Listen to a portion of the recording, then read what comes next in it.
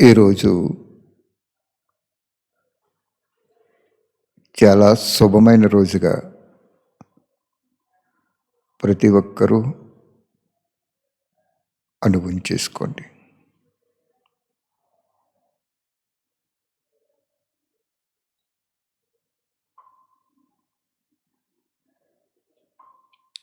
అనుభూతి శక్తి అవినాశి ప్రాప్తిని ప్రసాదిస్తుంది. అవినాశి ప్రాప్తి ప్రతి జన్మ సౌభాగ్యాన్ని ప్రసాదిస్తుంది.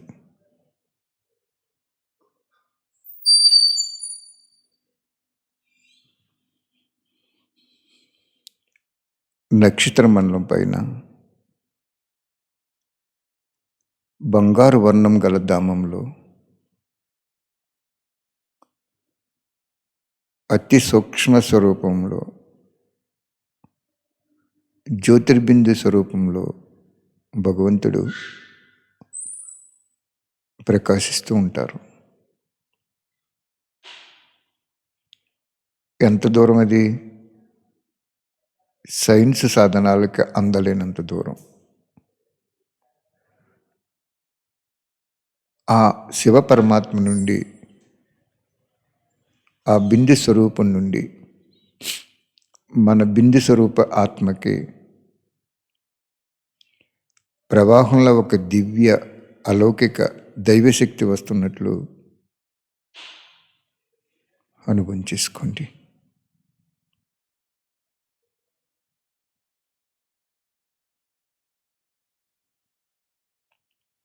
ఆ శక్తి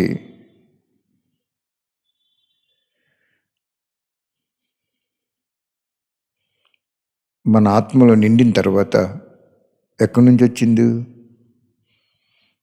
చాలా దూరం నుండి వచ్చింది. ఎవరి నుండి వచ్చింది? మన ఆత్మని సృష్టించిన తండ్రి దగ్గర నుంచి వచ్చింది. ఎందుకు వచ్చింది? కరెంట్ ఎందుకు మన ఇంట్లో? చీకటిని తొలగించడానికి. మరి ఆ శక్తి మన ఆత్మలోకి ఎందుకు వచ్చింది? మనం పిలిస్తే బాబా పంపించారు. బాబా ఎవరు? పిలిస్తే పలికే పరమాత్ముడు అయిన శివ పరమాత్ముడు.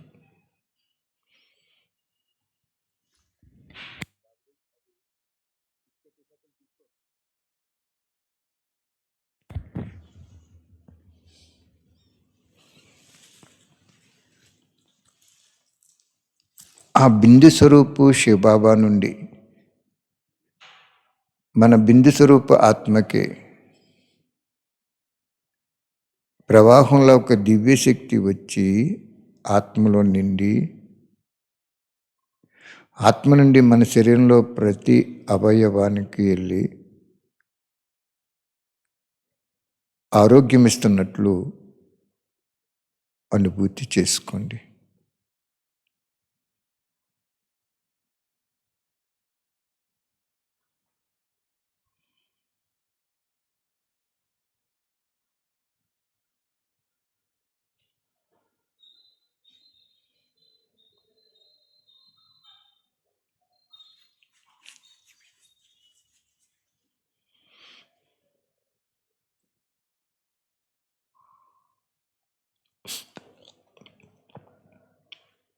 ఇదే యోగము, అదే ప్రయోగము. ఇలా రోజు మన అనుభవం చేసుకుంటే మన శరీర అవయవాలు ప్రతిదీ ఆరోగ్యంగా ఉంటుంది.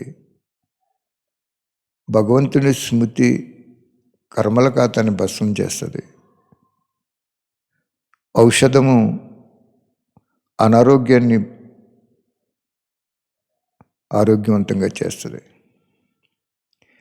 కానీ ఔషధము కర్మల ఖాతాన్ని భస్మం చేయలేదు.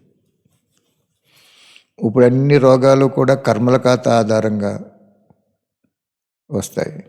బ్రహ్మబాబాకి అంతిమ సమయంలో ఏ ఖాతా లేకుండానే ఆయన శరీరం వదిలేశారు. ఖాతా ఏమీ లేదు ఆయనకి, ఎక్కడ హాస్పిటల్ ఖాతా లేదు. ఫస్ట్ నెక్స్ట్ ఎప్పుడో ఒకసారి ఉందంతే.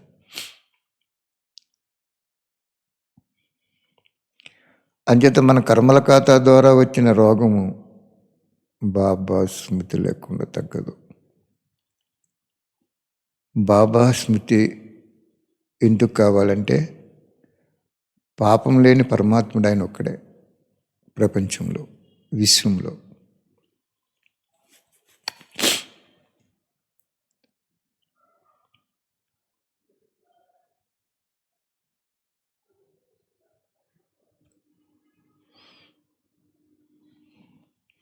ఈరోజు ఒక చిన్న అనుభవం చెప్పడానికి, మొన్న చెప్పారు కదా బాబా, ఎప్పుడో అన్నవరంలో కొన్ని సంవత్సరాల క్రితం బట్టి పెట్టించారు బాబా. ఆ అనుభవం ఇప్పుడు బాబా చెప్పిస్తున్నారు మీకు.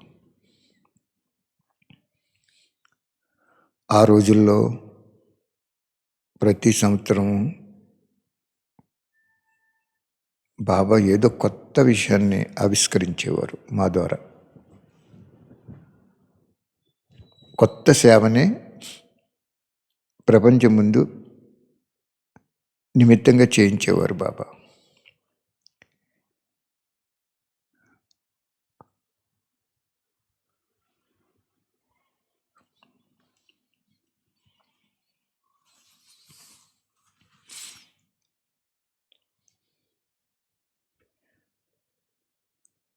బట్టి నిర్ణయించారు అన్నవరంలో.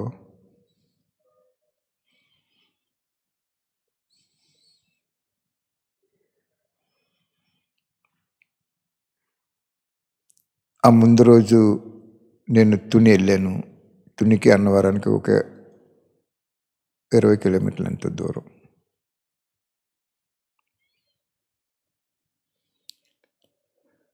అక్కడ ఒక అన్న దగ్గర నైట్ ఉండి మార్నింగ్ ఈవోని కలుసుకున్నాం. ఆయన రమ్మంటే నేను రానన్నయ్య అన్నారు ఆయన. ఎందుకంటే ఆదినారాయణ అన్నయ్య అంటే ఆ రోజుల్లో మనసులో మంచివాడిని తెలుసు, కానీ ఆయనతో ఉంటే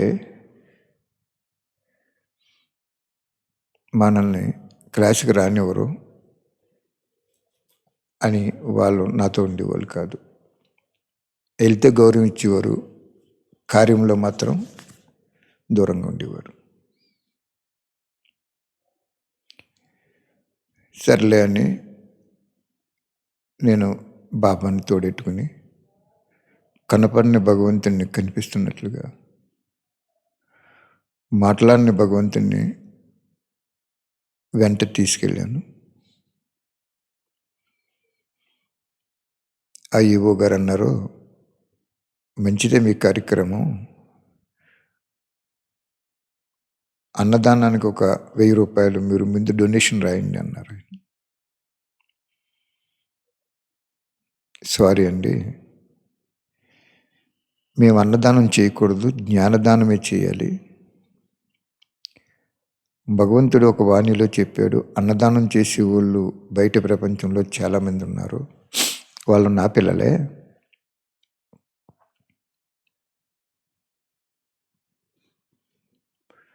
వాళ్ళ చేత నేను చేయించున్నాను కదా, మీరు మాత్రం జ్ఞానదానమే చేయండి. అన్నదానము ఆ రోజు పట్టు నిండుతుంది, మన్నాడు పెట్టకపోతే అతను నిరుత్సాహపడతాడు, తిట్టుకుంటాడు కూడా. తర్వాత పెట్టకపోతే కానీ జ్ఞానదానము మనసుని మధురం చేస్తుంది, పాపాలని భస్మం చేస్తుంది, ప్రాప్తిని ప్రతి జన్మకి ఇస్తుంది అని చెప్తే ఆయన అవన్నీ నాకు వద్దు, మీరు అన్నదానానికి 1000 రూపాయలు రాస్తే అప్పుడు నేను రూములో అవన్నీ ఇస్తానన్నారు ఆయన. సరే నేనేం చేశానంటే, సారీ అండి ఇలా ఇవ్వకూడదు అని బయటకు వచ్చేసాను. బయటకు వచ్చి కూర్చున్నాను. ఎవరున్నారు నా పక్కనే? ఆ తునిలో అన్నయ్య పాకిరావు ప్యాకెట్ అని పక్కన ఉంటుంది అన్నమాట. ఆయన్నే ఆ రాత్రి మనకి గౌరవం ఇచ్చాడు, కానీ పొద్దున్న కార్యార్థం రాలేదు. మరి పక్కన ఎవరున్నారు మనకి? అవ్యక్తుడైన పరమాత్మ శివుడు ఉన్నాడు.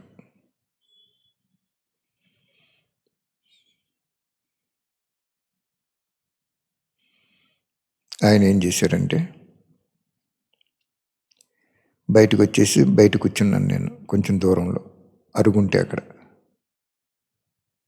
బాబాతో సంకల్పం చేశాను, బాబా ఇక్కడ ఈయన ఇవ్వనంటున్నాడు, మరి ఎక్కడో అక్కడ మీరే తీసుకెళ్ళి పెట్టించండి అని సంకల్పం చేసి అక్కడ కూర్చున్నాను. కొంత సమయం తర్వాత మరి ఆయన ఎక్కడ టచింగ్ ఇస్తాడో మనకు తెలియదు కదా. కొంత సమయం తర్వాత ఆయన బయటకు వచ్చాడు. అలాగా ఎందుకో, ఏ బాబు ఇంకా ఇక్కడ ఉన్నామన్నారు. సరే మీరు ఇవ్వనన్నారు కదా, మీరు మంచి ఆఫీసరు, మీకు ఇక్కడ శక్తి పవర్ ఉంది, మీకు గౌరవం ఇవ్వటం నా ధర్మం, కానీ భగవంతుడి వాక్యాన్ని అప్లై చేయటం అది మా ధర్మం. కాబట్టి మళ్ళీ భగవంతుడు ఎక్కడ తీసుకెళ్తాడో ఎక్కడిస్తాడో అని, నన్ను ఎక్కడ తీసుకెళ్తాడని నేను యోగం చేసుకుంటున్నాను, భగవంతుడితో చెప్పుకుంటున్నాను అన్నాను. లోపల రమ్మన్నారు ఆయన. వచ్చాను. కనీసం 500 అయినా రాయండి అన్నారు. దొంగతనం అనేది ₹1 దొంగలించిన దొంగే కదండి, రాయకూడదండి. ఆయన ఏమనుకున్నాడో మరి, బాబా ఎలా మార్చేశారంటే ఆయన్ని ఫ్రాక్షన్ ఆఫ్ సెకండ్లో. సరే రూములు తీసుకువెళ్ళి చూసుకో, ఏం కావాలన్నారు ఆయన. చూసుకునేది ఏమీ లేదండి, మేము ఆర్థికంగా పెద్ద గొప్ప వాళ్ళం ఏం కాదు, స్థూల ధనంతో భగవంతుడి కార్యం చేయాలి కాబట్టి తక్కువ రేటు ఉన్న రూములు, ఏదో నైట్ పడుకుంటారు, 9 అవుతుంది పడుకుంటేప్పుడు, మళ్ళీ 4 గంటలు లేచిపోతారు. అంటే తిరుమల తిరుపతి దేవస్థానాన్ని ఉన్నాయి, అది రోజుకి ₹80 100 అని చెప్పారు ఆ రోజుల్లో కూడా. మీరు ఎంతమంది అయినా పడుకోండి చేసుకోండి అన్నారు. నాకు కూడా సరిగ్గా గుర్తులేదు రేట్ ఎంతో, అదే తక్కువ బాబా అన్నారు. సరే కొన్ని రూములు ఇవ్వండి అని చెప్పి రాయించుకుని అడ్వాన్స్ ఇచ్చి బయలుదేరి వచ్చేసాను నేను తాడేపల్లిగూడెం.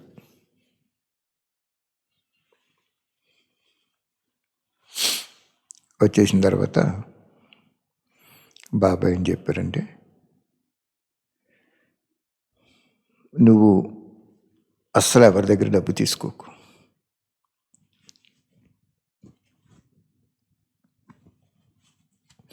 బట్టి నువ్వే పెట్టాలి, ప్రతి పైసా నేను ఇచ్చింది నీ దగ్గర ఉన్నది ఖర్చు చేయాలి.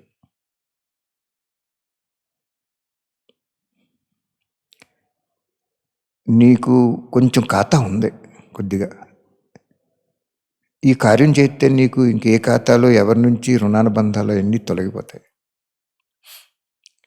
నువ్వు జ్ఞానంలోకి వచ్చిన తర్వాత చిన్న చిన్న తప్పులు చేసినా కూడా అవి కూడా తొలగిపోతాయి, దానివల్ల వచ్చినటువంటి పాపం కూడా తొలగిపోతాయి. అనారోగ్యవంతుడికి ఔషధం ఎత్తే రోగం ఎలాగని తొలగిపోతుందో అన్నారు బాబా. అప్పుడు బాబా ఏం చెప్పారంటే, ఓకే బాబా, మరి అలాగే చేద్దాం అయితేని అని. అప్పుడు నా దగ్గర ఒక 30,000 ఎంత ఉందంతే. 12 రోజులు బట్టి అన్నవరంలోది. ఆ 12 రోజులు కనీసం మనకి ఒక 200 150 మంది కూడా వచ్చేవారు అప్పుడు ఆ రోజుల్లో. మనం తాడేపల్లిగూడెంలో చుట్టుపక్కల కొన్ని గీతా పాఠశాలలు పెట్టాం, వాళ్ళంతా వస్తారు కదా.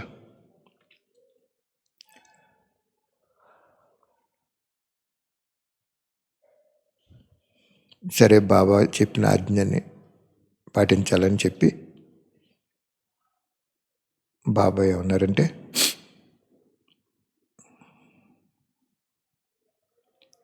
సరే బాబా, అలాగే 30,000 ఉన్నాయి కదా మనకి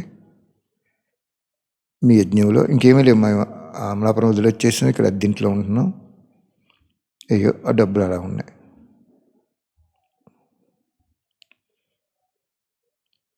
సరే బట్టి కండక్ట్ చేశారు బాబా. ఆ ఇన్విటేషన్లో ఏమి రాయించారు బాబా? ఎవరి నుంచి ఏ కానుకలు స్వీకరించబడవు, ధనం కానీ, వస్తువులు కానీ, పదార్థాలు కానీ ఏది స్వీకరించబడదు. ఉచిత సదుపాయాలు, ఉచిత ఆహారము ఇస్తారు బాబా, జ్ఞానం ఇస్తారు, యోగం నేర్పిస్తారు అని పాంప్లెట్ తయారు చేశారు బాబా. ఒకసారి ట్రాఫిక్ కంట్రోల్ అయింది, ఒక్క నిమిషం.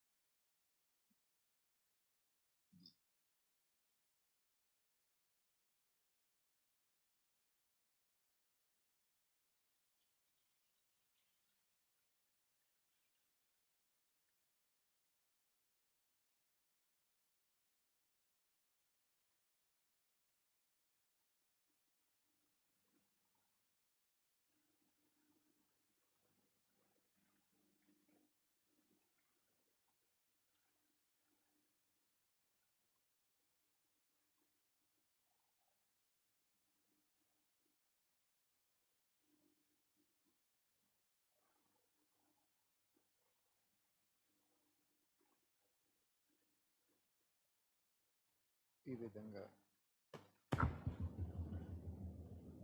ఓకే. పాంప్లెట్లో ఏమి రాయించారంటే బాబా, ఏ పదార్థం కానీ, బ్రాకెట్లో రైస్ వగేరా, ఏ పళ్ళు కానీ, ఏ విధమైన ధనం కానీ, ఏ విధమైన బహుమతులు కానీ ఏమి తీసుకురావద్దు అని పాంప్లెట్ కొట్టించి ఒక కార్డు, విజిటింగ్ కార్డు అందరికీ పంచిపెట్టేసి బాబా ఆ బట్టి కండక్ట్ చేశారు.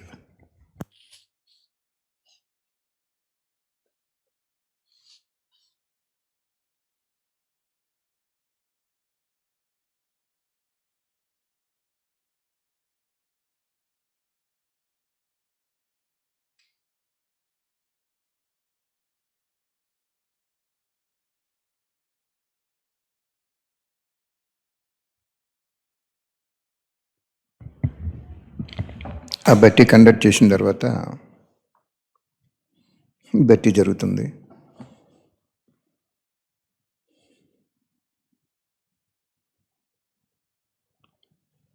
బుక్కులు కూడా అప్పుడు కూడా పంచిపెడుతున్నాం. క్యాజెట్లు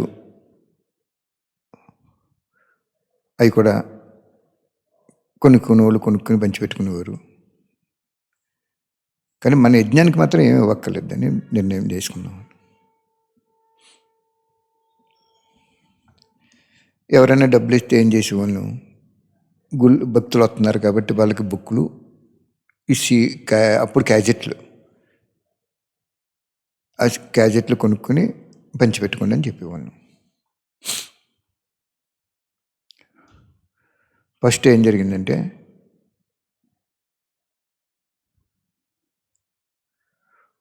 ఒక క్యాజెట్, కొన్ని బుక్కులు, అక్కడ ఒక ఎస్ఐ గారు ఉంటే ఎవరో గెస్ట్ వస్తున్నారని కొంచెం అవన్నీ శుభ్రం చేయించున్నారు ఆయన పక్క రూములు. అది కొంచెం డెకరేషన్ ఏదో చేస్తున్నారు వాళ్ళు, అది పోలీస్ డిపార్ట్మెంట్ వాళ్ళు ఎవరో వస్తున్నారని. ఆయనకు ఒక 2 క్యాజెట్లను 4 బుక్కులు ఇచ్చాను. ఇస్తే ఆయన ఏం చేశాడు, 100 రూపాయలు తీసి ఇచ్చారు బాబాకి. నేనే ఇచ్చాను పట్టుకెళ్ళి. సారీ అండి, ఎవరి దగ్గర ఏం తీసుకోవట్లేదు. అది కదా బాబు, నువ్వేదో ఇచ్చావు కదా, తీసుకోండి. లేదండి మీ రూ. 100కి సరిపడగా క్యాజెట్ రూ. 10, బుక్కులు రూపాయి. మీకు రూ. 100 సరుకు నేను ఇచ్చేస్తున్నాను. నేను ఇచ్చిన కాక మళ్ళీ ఇచ్చేస్తాను. మేము తీసుకోకూడదండి డబ్బులు. అది భగవంతుడు నియమం పెట్టాడు ఇక్కడ. ఆయన ఆశ్చర్యపోయాడు. ఆయనకు రూ. 100 సరిపడేది ఒక 5-6 క్యాజెట్లు, రూ. 10 బుక్కులు ఇచ్చేస్తే ఆయన ఏం చేశాడు, పట్టుకెళ్ళి తర్వాత తలుపులం లోకి వెళ్ళాడంట ఆయన. ఒక 4 రోజులకు 3 రోజులకు అక్కడ పంచిపెట్టేసాడు ఈయన. నేనేం చేసుకుంటానని ఆయన అక్కడ, నేను అన్నాను మీరు ఎక్కడొక్కడ పంచిపెట్టుకోండి మీకు భాగ్యం కోసం. అప్పుడు ఆయన ఏం చేశారు, అక్కడ పంచిపెట్టేటప్పటికి అక్కడ ఒకళ్ళు తీసుకుని బుక్కు బాగుందని చెప్పి ఒక అక్కయ్య, జ్ఞానంలో లేని ఆవిడ వచ్చేసింది మన్నాడు సాయంత్రం ఆ బుక్ కట్టుకుని. అప్పుడు ఫోన్లో ఏమీ లేవు. ఇలా ఆయన ఏంటి బాబు ఇదంటే, ఆయన చెప్పినట్టున్నారు ఇక్కడ ఇలా మంచి కార్యం జరుగుతుంది వెళ్ళండి అని. బాబా ఏంటి ఇంత అద్భుతం జరిగింది ఏంటంటే, బాబా అన్నారు ఎవరి దగ్గర మీరు ఏది స్వీకరించకుండా దాన్ని ప్రత్యక్షంగా నన్ను ప్రత్యక్షం చేసే సాధనాలు మీరు ఇచ్చేస్తే బాబా ప్రత్యక్షమైపోతారని చెప్పారు. అప్పుడు ఆవిడ వచ్చి ఏం చేసిండు, సాయంత్రం భోజనాలు చేస్తున్నాం, బాబు నేను ఇలాగా బుక్ తీసుకుని వచ్చాను, ఇలా జరిగింది, నేను కూడా వడ్డింతానన్నది ఆవిడ. మన వాళ్ళు ఏమన్నారు, అబ్బాయి ఆవిడ జ్ఞానంలో లేదు కదా వడ్డించడానికి వీల్లేదన్నారు.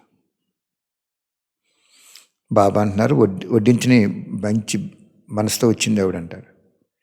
అప్పుడు నేను ఏమనుకున్నా అంటే, వీళ్ళు ఏమనుకుంటేలే భగవంతుడు మనసును స్వీకరించాడు కానీ మనిషిని చూడ్డాయనని వడ్డించేమన్నాను. మన వాళ్ళు కొంచెం అన్నయ్య ఎలాగే చేస్తాడో అలాగ అనుకున్నారు. అయినా సరే ఆవిడ చక్కగా వడ్డించింది. మన్నాడు కూడా ఉంది రాత్రి, మన్నాడు కూడా గుళ్ళోకి వెళ్ళి బుక్కులు అవి పంచిపెట్టుకుని తర్వాత ఆవిడ వెళ్ళిపోయారు. బాబా పరీక్షలు అంటే ఎలా ఉంటాయో చెప్తున్నాను మీకు. అయిపోయింది. అక్కడికి హైదరాబాద్ నుంచి శ్రీరాములన్నీ వచ్చారు. ఆయన కిందకి వెళ్ళి అరటిపల్లి గెలవటి తెచ్చి భోజనంలో వేయమన్నాడు. అదేంటి అన్నయ్య, బాబా ఎవరైతే స్వీకరించరు అన్నారు కదా, నువ్వు ఎందుకు తెచ్చావంటే పరివారానికి వేయను.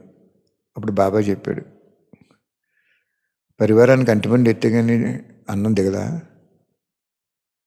పరివారానికి ఎందుకయ్యా, పరమాత్మ పెట్టుకోవాలి. నువ్వు ఎంత కొన్నావు గెలది, ఇంత కొన్నానన్నాడు ఆయన. అయ్యో డబ్బులు తీసేసుకో నువ్వు, అంతేగాని డబ్బులు లేకుండా నువ్వు తెచ్చిన పదార్థానికి డబ్బులు ఇవ్వకుండా ఇక్కడ ఇవ్వటం కుదరదు. నువ్వు బుక్కులు పంచిపెట్టుకుంటే ఏమన్నా పుణ్యం వస్తుంది, కానీ బుక్కులు తీసుకుని ఈ పరివారానికి అంటిపండి తింటేనే కానీ భోజనం దిగదా అని చెప్పించారు బాబా. అదేం కాదన్నా ఇదేం కాదన్నారు. ఏమి లేదని చెప్పి అప్పుడు అరటిపల్లి గెలకు కూడా డబ్బులు ఇప్పించేశారు బాబా.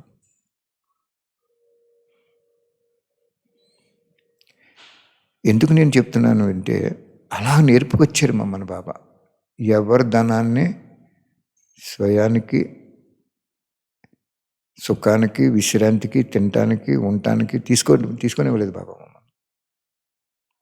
మరి మీరు ఎలా నడిచారంటే తర్వాత చెప్తాను. మాది ఉంది, అప్పటికి డబ్బులు ఉన్నాయి, మాకు ఇల్లు అయ్యి అమ్ముకున్నాయి. కష్టపడి పనిచేసే వాళ్ళను బుక్కులు అవి మరతెట్టుకుని. ఆ తర్వాత బాబా ఏం చేశారంటే సడన్గా ఇంకా 6 రోజులు ఎంత ఉంది బట్టి ఈ తెలుగు బుక్ని ఇంగ్లీష్లో కూడా కొట్టించాము. అప్పుడు ఆ ఇంగ్లీష్ బుక్కులన్నీ కూడా ఇతర దేశాలకు పంపాలి నువ్వు అన్నారు బాబా. ఇదేంటి బాబా ఇలా చెప్తున్నారు, ఇతర దేశాలు పంపాలంటే రిజిస్టర్ పోస్ట్లో బోల్డ్ డబ్బులు అవుతాయి, మనకి ఏం తెలిసింది అని అనుకున్నాను నేను. సరే బాబా చేయమన్నారు కదా అని అప్పటికప్పుడు బుక్కులు ఉన్నాయి మా దగ్గర, ఇంగ్లీష్ బుక్కులు ఇంటి దగ్గర ఉంటే తెప్పించేసి 200 బుక్కులు రప్పించి అప్పటికి ఏ దేశానికి ఎక్కడ పంపుతాం, అడ్రస్లు ఏం తెలితే మనకి. అప్పుడు ఆ రోజుల్లో ఇది సుమారుగా తాడేపల్లిగూడెం వచ్చిన కొత్తలో అన్నమాట. నాకు యజ్ఞ ప్రస్తావన బుక్లో ఉంది, డేటు అది దొరకలేదు నాకు బుక్కు. అవన్నీ ప్యాక్ చేసేసారు బట్టీకి, ఇక్కడ బట్టీకి, రేపు 4వ తారీఖు బట్టీకి. అప్పుడు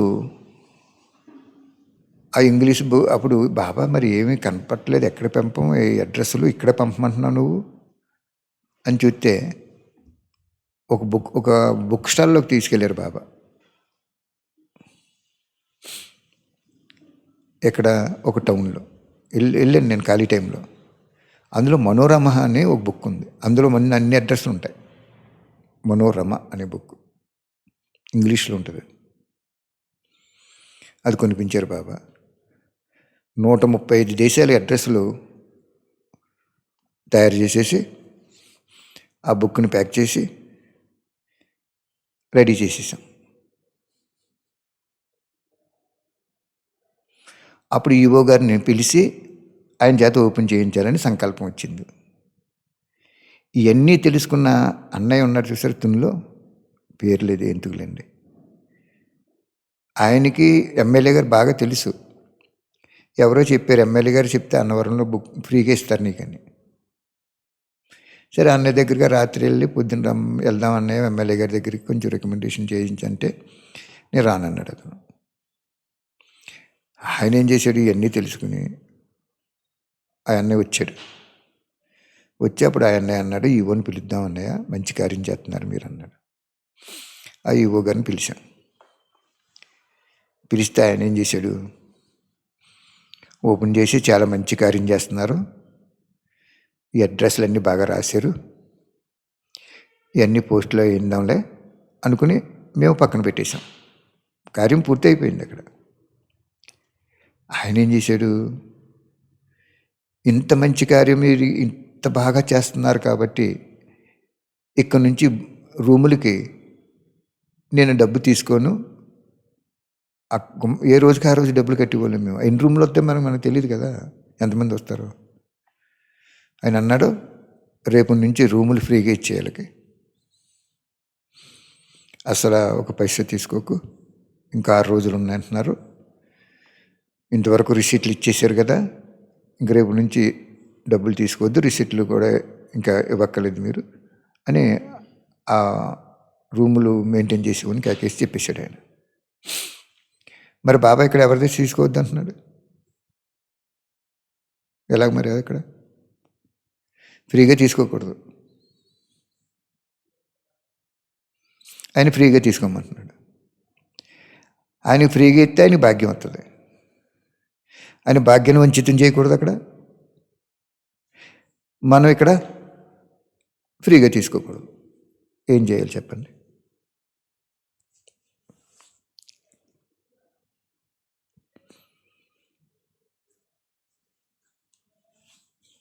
అప్పుడు ఆయన చెప్పారు బాబా, ఏమండి మీకు పుణ్యం, మీకు సంకల్పంలోనే మీకు వచ్చేసింది పుణ్యం. ఆ రూములు ఇచ్చి అతన్ని పిలిచి వీళ్ళకి ఎన్ని రూములు కావాలని ఇచ్చే, ఇంకెక్కడి నుంచి డబ్బులు తీసుకోవద్దు, ఇంకా 6 రోజులు ఉందండి. అప్పుడు బాగా గుర్తు నాకు, తీసుకోవద్దని చెప్పారు ఆయన. అప్పుడు ఆయనతో చెప్పాం, సార్ ఇది ఎవరి దగ్గర డబ్బులు తీసుకోవద్దని భగవంతుడు నియమం పెట్టాడు, నాకు కూడా చిన్న చిన్న పాపాలు ఉన్నాయి, నీకు చేసిన పాపాలు కొద్దిగా ఉన్నాయి, అవన్నీ పోవాలంటే ఈ సత్యనారాయణమూర్తి సత్యమైన వాడు ఇతను, ఇక్కడ విగ్రహం దేవత విగ్రహం నాకు చెప్పాడు బాబా, బ్రహ్మబాబా స్మృతి చిహ్నం అదని.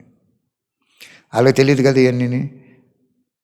అంచేత ఏమండి ఏమనుకోవద్దు, మీరు రూములకు డబ్బులు తీసేసుకోండి, మీకు భగవంతుడికి పెట్టుకోవాలనుకుంటున్నారు కాబట్టి, మీరు భగవంతుడికి ఇచ్చారు కాబట్టి దీని రిజిస్టర్ పోస్ట్కి అవుతుంది కదా, బుక్కులు పంచిపెట్టమంటున్నారు కదా భగవంతుడు, మీరు 100 రూపాయలు ఇస్తే 100 రూపాయలు సరిపడా మెటీరియల్ ఇచ్చేయమంటున్నారు, మీకు మిమ్మల్ని సేవ చేసుకోమంటున్నాడు ఆయన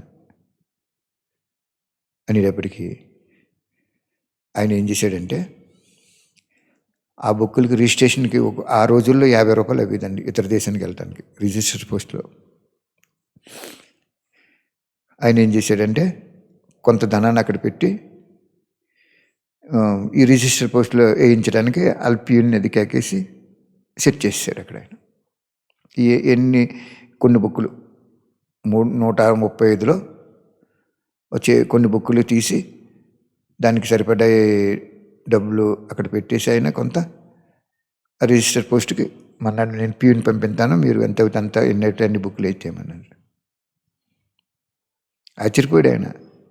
రూములు ఫ్రీగా ఇస్తున్నాడంటే వద్దన్నాం, డబ్బు ఇస్తుంటే మీరు మాకు డబ్బు కూడా తీసుకోం, ఈ భగవంతుడి పుస్తకాలు మీ చేతితో పంచిపెట్టండి మీకు పుణ్యం వస్తుంది, ఇందులో భగవంతుడి సందేశం ఉంది అనేటప్పటికీ ఆయన ఆశ్చర్యపోయారు. రూములు డబ్బులు కట్టేసి వాళ్ళం ఆయన ఇచ్చిన డబ్బుతోటి రిజిస్టర్ పోస్ట్ చేసి కొన్ని అక్కడ పోస్ట్ చేసాం, ఇంకా కొన్ని మిగిలినవి. అప్పుడు ఈ విధంగా బాబా చెప్పారు. అప్పుడు ఈ సత్యయజ్ఞంలో నా మాట విన్నావు కాబట్టి నీకు చాలా పుణ్యం వచ్చింది అని చెప్పి 135 దేశాలకి అడ్రస్లు దొరికినాయి అప్పుడు మాకు. ఇది ఎప్పుడండి? 10 సంవత్సరాల క్రితం. ఆ డేట్ చెప్దామంటే బుక్ కనపడలేదు నాకు, అన్ని ఉత్తరాలు అన్నీ ఉన్నాయి, రేపు చెప్తాను. ఆ పరిస్థితిలో ఇంకా కొద్ది బుక్కులు మిగిలినాయి కదా, ఆ బుక్కులు ఏం చేశారంటే మనం కూడా పట్టుకొచ్చాం.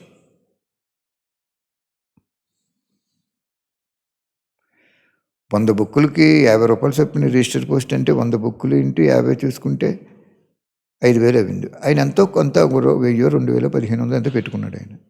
దాన్ని సరిపడా రిజిస్ట్రేషన్ చేసేసి అక్కడ పోస్ట్ చేసాం. ఫారినర్స్కి ఎలా రాసేవాళ్ళను? కొన్ని దేశాలు ప్రెసిడెంట్ ఉంటారు, కొన్ని దేశాలు ప్రైమ్ మినిస్టర్ ఉంటారు. To the respected prime minister అని పెట్టి ఆ బుక్ రాసి అందులో ఏం మ్యాటర్ పెట్టామంటే, ఈ బుక్కుని భగవంతుడు మీకు పంపిస్తున్నాడు, మీ భాషలో మార్చుకుని అందరికీ పంచిపెట్టుకోండి, లేదు మీ భాషలో మార్చి మాకు పంపండి, మేము ప్రింట్ చేసి మీ దేశానికి పంపుతాం అని రాయించారు బాబా. ఏం తెలుసండి మాకు అప్పుడు? అసలు మేము ఎవరమండి ఆయన దృష్టిలో? అసలు అంత మంచి కార్యానికి అసలు మేము సమర్థులం? అసలు 30,000తో వెళ్ళాను నేను, అంతే. 30,000 పట్టుకుని వెళ్ళాను అక్కడికి. 2 పూట్ల భోజనం 8 రోజులు 12 రోజులు పెట్టారు. అది బట్టి నాకు గుర్తులేదు సరిగ్గా, చూస్తాను. ఎందుకంటే నేను పెట్టలేదు కాబట్టి నేను వెంటనే మర్చిపోతాను. బాబా పెట్టుకున్నాడు కాబట్టి నాకు అవసరం లేదు అక్కడ.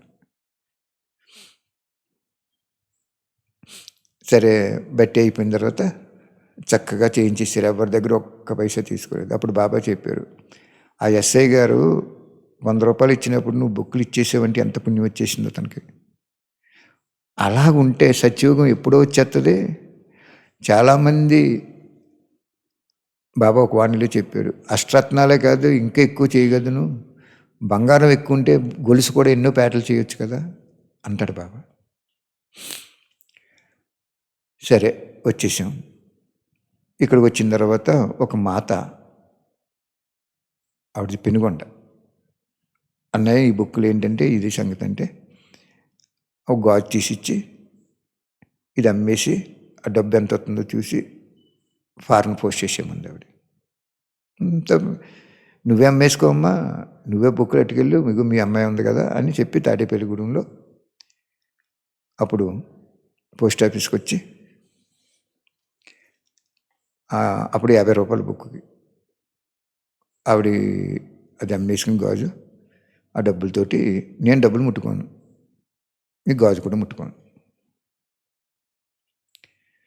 మీ పాప చేత అమ్మించేసుకుంటారో లేకపోతే డబ్బు వేసుకుంటారో ఏం చేసుకుంటారో అని చెప్పి పోస్ట్ ఆఫీస్ తీసుకెళ్ళి మిగిలిన ఏం చేసాం. 135 దేశాలకు వెళ్ళినాయి. సుమారుగా 25 సంవత్సరాల తర్వాత ఇంకా ముందే అయిపోయిన తర్వాత ఇంకా లాస్ట్గా మీకు చెప్పేది ఏంటంటే ఒక మంచి పాయింట్. అన్ని రకాల పరీక్షల్లోంచి ఆ బట్టిలో బాబా మమ్మల్ని బయటికి తీసుకొచ్చారు. పాస్ విత్ హానర్ చేశారు బాబా. బాబా అన్నారు, నీకు కూడా చిన్న చిన్న పాపాలు ఉన్నాయ్యా, ఖాతాలు ఉన్నాయ్యా, నువ్వు బాబా బిడ్డ అయినా కూడా కొద్ది కొద్ది ఖాతాలు ఉన్నాయి అని చెప్పారు బాబా. ఇవన్నీ పోతాయి నీకు ఈ మహా యజ్ఞంలో కనుక నేను చెప్పినట్టు నడిస్తే అన్న. పాపాలు పోతాయో పుణ్యం వస్తుందో నాకు ఏమీ కాదండి, మీరు చెప్పినట్టు నేను నడిస్తే అంతే దర్శాలు. 30,000 ఉందే, 30,000 పట్టుకెళ్తాం, భోజనాలు పెడతాం, చిల్లర ఇస్తాం, అంతే అనుకున్నామండి. చక్కగా సరిపోయింది, డబ్బులు కూడా ఇంకా కొద్దిగా మాకు మిగిలింది, ఎవరు తీసుకోలేదు. వచ్చిన తర్వాత ఏం జరిగిందంటే, వెళ్ళి ముందు ఇంకొక విషయం మీకు లాస్ట్ నుంచి చెప్పమన్నారు కాబట్టి చెప్తున్నాను.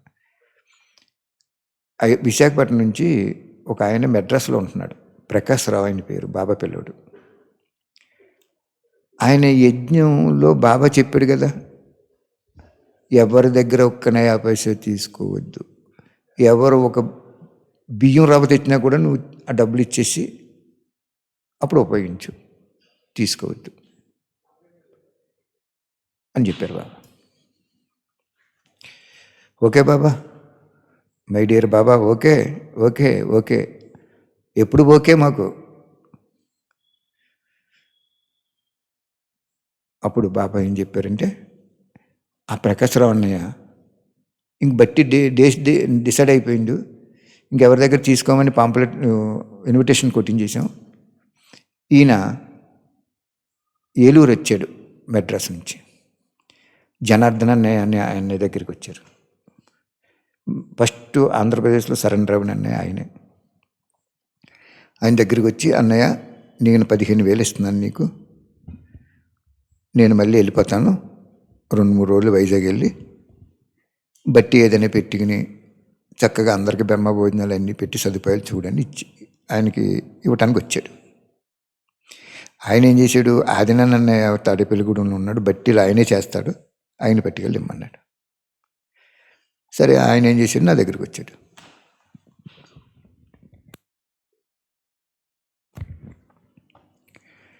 అన్నయ్య ఎలా జరిగిందో నీకిమ్మన్నారు అన్నారు. అప్పుడు మనం అన్నవరం బట్టి నిర్ణయం చేసేసాం, కార్డులో కొట్టేసాం ఎవరి దగ్గర ఏది స్వీకరించమని. అదే టైంలో కార్డులు కొట్టేసి అందరికి పంచిపెట్టి వచ్చేసిన తర్వాత ఈయన వచ్చి ఆ రోజుల్లో 15,000 అంటే ఎంత గొప్ప చూడండి, 150,000 లాంటిది ఈ రోజుల్లో, ఇంకా ఎక్కువ కూడా అవుద్ది. ఏంటి బాబా, శివబాబా, ఆ 15,000 తీసుకోకపోతే అతని భాగ్యం పోతుంది, తీసుకుంటే నీకు ఇచ్చిన మాట తొలగిపోద్ది, ప్రతిజ్ఞ తొలగిపోద్ది. ఏం చేయను బాబా అనుకుంటున్నాను నేను. అప్పుడు బాబా చెప్పారు, ఎవరి దగ్గర తీసుకోవద్దు అన్నారండి అన్నయ్య, అంచేత మీరు టైం దాటాక వచ్చారు కాబట్టి ముందైతే తీసుకుందని నేను ఈ బాబాకి మాట ఇచ్చాం అనేటప్పటికీ ఆయన డల్ అయిపోయాడు పాపం. అప్పుడు బాబాతో చెప్తున్నాను, బాబా ఆయన డల్ అయిపోతున్నాడు, అక్కడ తీసుకోలేదు ఇక్కడ తీసుకోవట్లేదు పాపం. ఏంటంటే బాబా అన్నారు, తీసుకుని మళ్ళీ సంవత్సరం ఎక్కడో బట్టి చెప్తాను నీకు, నేను చెప్పేశారు అప్పుడే శ్రీశైలంలో పెట్టమని. ఆ బట్టీలో ఉపయోగించన్నారు బాబా, ఈ బట్టీలో మాత్రం ఉపయోగించొద్దు అన్నారు. అప్పుడు ఆయనకి చెప్పాను, అన్నగారు దానికి ఉపయోగించమన్నారు, మీరు అప్పుడు పట్టుకొచ్చి ఇవ్వండి, మళ్ళీ సంవత్సరం ఎక్కడ పెట్టాలో చెప్పేశారు బాబా, ఆ బట్టీలో ఉపయోగించండి, అప్పుడు పట్టుకురండి అంటే ఆయన ఏం చేశాడు, అప్పటి వరకు నేను ఉంటానో ఏంటి రేపు రోజు ఎలాంటిదో తెలియదు కదా, అప్పుడే ఉపయోగించానండి అంటే అప్పుడు నేను ఏం చేశానంటే,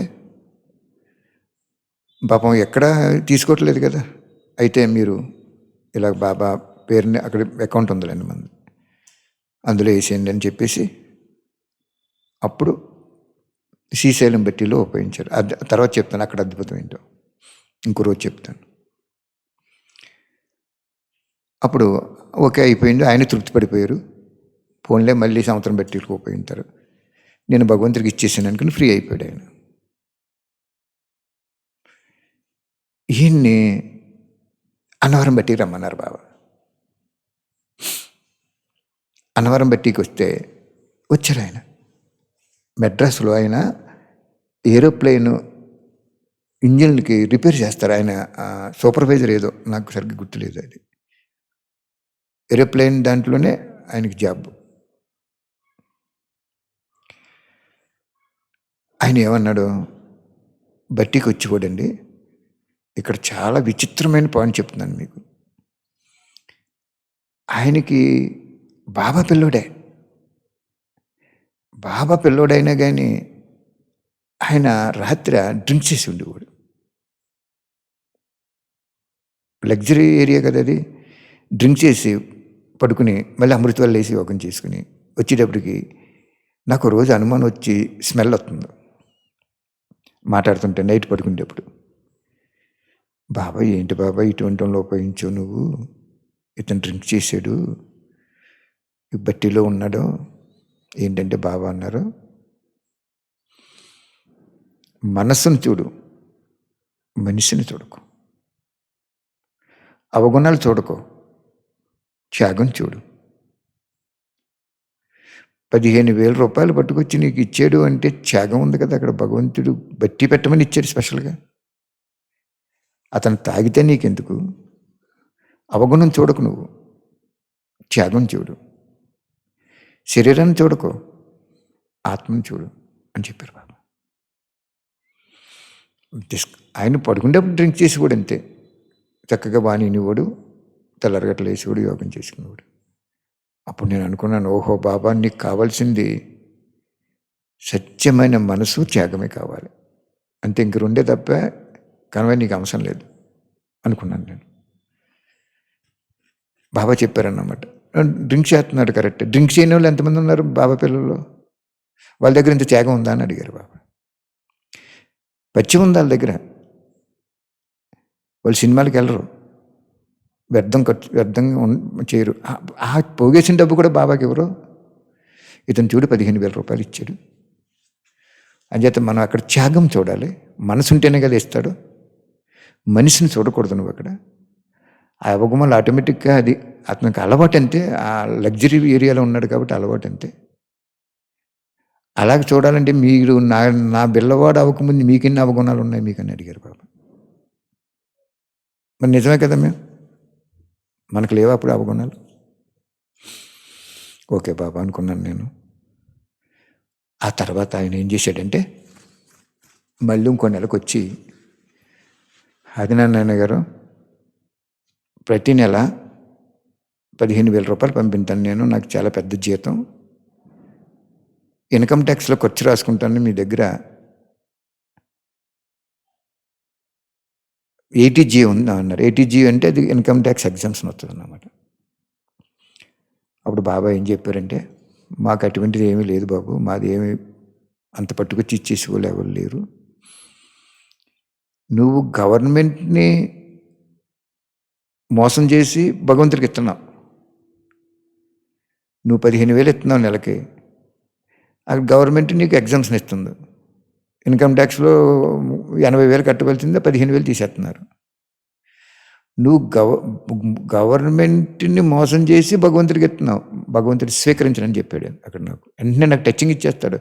నా పక్కనే ఉండేవాడేమో అనిపించింది భగవంతుడు. ఇప్పుడు కూడా నా పక్కనే ఉన్నాడేమో. ఇది 2 రోజుల నుంచి చెప్పమని మీకు ప్రార్థనిస్తున్నాడు బాబా, మీకు చెప్పమని. నాకు అస్సలు ఖాళీ ఉండట్లేదు. ఆర్డర్స్ మీద ఆర్డర్స్ వచ్చేస్తున్నాయి. బాబా ఈరోజు చెప్పింటున్నారు. అప్పుడు అన్నయ్య గారు మీరు 15,000 ఇస్తున్నారు, ఎందుకు ఇస్తున్నారు? 80G ఇన్కమ్ ట్యాక్స్ ఉందేమో అడుగుతున్నారు నన్ను. నాకు అటువంటివి తెలియదు కూడా. ఒకవేళ 80G ఉన్నా కూడా గవర్నమెంట్ ఇచ్చినా కానీ నేను స్వీకరించండి. ఎందుకంటే మీరు గవర్నమెంట్కి మోసం చేసి మాకు ఇస్తున్నారు. గవర్నమెంట్ ఎవరిదే? ఫస్ట్ కృష్ణుడు లాగైతూ లాస్ట్ ప్రైమ్ మినిస్టర్ వరకు, అన్ని దేశాల్లో ప్రైమ్ మినిస్టర్ వరకు ఆయన బిడ్డలే. అంచేత గవర్నమెంట్ని మోసం చేయటం అంటే భగవంతుని మోసం చేయటం. గవర్నమెంటు తప్పుగా ఉంది, వాళ్ళు ఇలా తప్పులు చేస్తున్నారంటే ఆయన సరిదిద్దుకుంటాడు, మనకు సంబంధం లేదు. మనం లాయర్ అవ్వకూడదు ఇక్కడ, జడ్జి అవ్వకూడదు ఇక్కడ.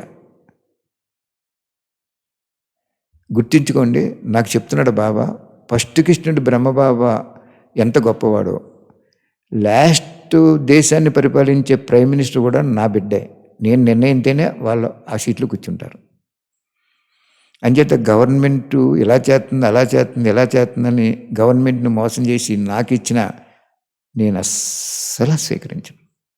అది పెద్ద ఖాతాలోకి వెళ్ళిపోద్ది అన్నాడు బాబా. అయ్యో అయ్యి బాబా, అన్నయ్య ఇంత ఎలా చెప్తున్నావు నువ్వు, ఏం చేయను? అప్పుడు బాబాని అడిగాను, బాబా ఏం చేయనంటే అప్పుడు బాబా అన్నాడు, నెలకు 1500 పంపుకోమను, 15,000 వద్దు. తన జీతం రాగానే 1500 రూపాయలు బాబాకి వేసుకోమని చెప్పు, భాగ్యం తయారైపోద్ది అన్నాడు. అప్పుడు నాకు గుర్తులేదు ఆయన నెలలో వేసుకున్నాడో లేదో తెలియదు, కానీ అంతవరకు నాకు జ్ఞాపకం ఉంది. ఆయన దగ్గర బాబా స్వీకరించలేదు. గవర్నమెంట్ని మోసం చేసి కూడా, మోసం అనేది గవర్నమెంట్ని మోసం చేసిన, ఒక వ్యక్తిని మోసం చేసిన, భార్యని మోసం చేసిన, కొడుకుని మోసం చేసిన, తల్లిదండ్రులను మోసం చేసి, ఎవరిని చేసినా మోసం అనేది మోసమే. ఇంకా వాళ్ళు ఎవరో తప్పు చేస్తున్నారని నువ్వెందుకు తప్పు చేయాలి అన్నారు బాబా. అప్పుడు ఆ అన్నయ్య ఎంతో సంతోషించి మళ్ళీ ఆయన శ్రీశైలం బట్టి కూడా వచ్చాడు. శ్రీశైలంలో ఏం జరిగిందో ఇంకో రోజు చెప్తాను. ఎందుకు ఈ విషయాలన్నీ మీకు చెప్పించారంటే, బాబా ఎప్పుడు కూడా భగవంతుడు పేరు మీద అర్పితం చేసిన ధనాన్ని కానీ, వస్తువుని కానీ, వైభవాల్ని కానీ నిమిత్తాత్మ స్వీకరించకూడదు. స్వీకరించకూడదంటే స్వయం సుఖం కోసం ఉపయోగించుకోకూడదు. అది ఈశ్వరుడు యొక్క నియమము. స్వీకరించారు అంటే ఒక్కొక్క జన్మలో ఒక్కొక్కరి దగ్గర దాసి అయి పుట్టి తీర్చవలసిందే. అది భగవంతుడు స్వీకరించడు. భగవంతుడు స్వీకరించింది వ్యర్థ ఖాతాలో జమ అయిపోద్ది. ఇంకా ఇదిగా ఉంటే పాప ఖాతాలో కూడా జమ అయిపోద్ది. అందుకే బాబాయ్ ఏమన్నాడు, మీరు మంచి మనసుతో సమర్పణ వేరా, ఇక్కడ నియమాలు బాగున్నాయని సమర్పణ వేరా, మీ కష్టాల్లో వచ్చి సమర్పణ వేరా అని అడిగాడు బాబా. మీ కష్టాల్లో సమర్పణ వేరా, కష్టం తీరుస్తాడు, అక్కడికి వాళ్ళిద్దరికి రుణం తీరిపోద్ది. నియమాలు బాగున్నాయి, ఇందులో అక్కయ్య అన్నయ్య అనుకుంటారు, ఇది ఆ సాత్విక ఆహారం తీసుకుంటారు, ఈ నియమాలు బాగున్నాయి, ఇక్కడ చాలా సైలెంట్గా ఉంది, శాంతిగా ఉందని వచ్చారా, అవి కూడా నేను స్వీకరించను. మంచి మనసుతో అర్పణ అయితే స్వీకరిస్తాను అన్నాడు బాబా. ఇది అంతే, అర్థమైందా?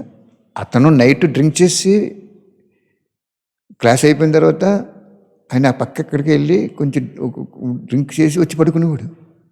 నాతోటి పడుకుంటున్నాను అన్నయ్య, మళ్ళీ అమృత వేళ లేపండి అనేవాడు. స్మెల్ వచ్చేది. బాబాని అడిగాను, ఇటువంటివన్నీ సెలెక్ట్ చేసుకున్నావు ఏంటి బాబా, ఇటువంటి ఏంటంటే బాబా అన్నాడు. అప్పుడు చెప్పాడు, మనిషిని చూడక మనసును చూడు, అవగుణం చూడకు త్యాగం చూడు అన్నాడు బాబా. అలాగే ఎందుకు చెప్పాను అంటే, ఎంత గొప్ప అనుభవం అంటే, ఎలాగ నడిపించాడంటే మాకు మహానుభావుడు. అప్పుడు చెప్పాడు బాబా, నీకు ఈ జన్మలో బాబా పిల్ల అవ్వకముందున్న ఖాతాలు, అయిన తర్వాత ఖాతాలు, భవిష్యత్తులో వచ్చే ఖాతాలు కూడా నిన్ను అలాగే నడిపిస్తాను. నేను అన్నీ సమాప్తి అయిపోతాయి మీ అందరికీ, మీ కుటుంబం వాళ్ళందరికీ కూడా, మీతో స్నేహం చేసి ఇలాగ ఉన్న వాళ్ళందరికీ కూడా సమాప్తి అయిపోతాయి. బాబా అదే చెప్తాడు. ధనం అసత్యమైనా కానీ సత్యమైన యజ్ఞంలో వేసేటప్పుడు మంచి మనసు ఉంటే పాపఖాతా సమాప్తి అయిపోతుంది.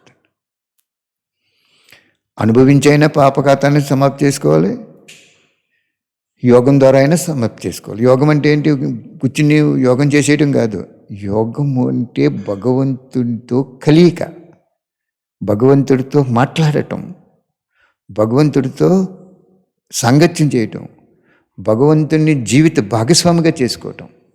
అర్థమైందా? అనుభవిందా?